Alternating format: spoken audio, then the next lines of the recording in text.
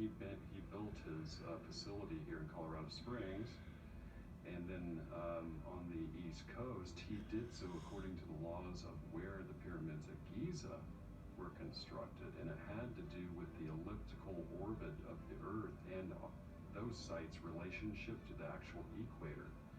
That there was an actual construction somehow taking place between those very specific sites and the overall energy field of the Earth. And because of that, he believed he could transmit power wirelessly.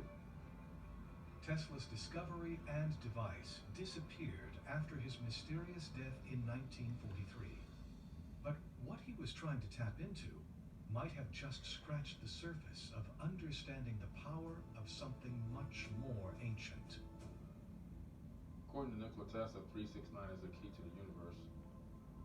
Tesla became so obsessed with this 369 that he would drive around a building 3 times before going inside of it. He cleaned his place with 18 napkins, lived in hotel rooms only with the number divisible by 3. He made calculations about things in their immediate environment just to make sure the result was conceivable by 3. And he based his choices on the results. He did everything in sets of 3. What is Nikola Tesla trying to make us understand? We must understand that we did not create mathematics. We discovered them. It is the universal language and law. No matter where in the universe you are, 1 plus 2 will always equal 3. Everything in the universe obeys this law. These forms are in nature, but the ancients emulated these forms in construction.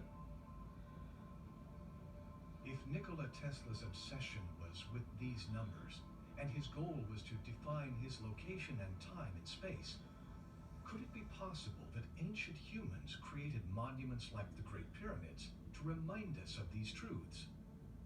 In Sumerian tradition and in the surviving texts, there is a very strong and intriguing reference to what are called the 7 antediluvian sages. The 7 sages who came before the flood. And their leader is a figure called Oannes. We find that he is depicted as a man, but curiously, he's wearing a sort of fish garb or a fish costume. Archaeologists often refer to him as a fish-garbed figure. And the other 7 sages are also dressed in this fish costume. So you see the legs of a human being, and the face and features of a bearded human being. Then he's wearing on his head the head of a fish, and the body of a fish hangs down his back. It's a very curious idea, really. And he and all of them hold in their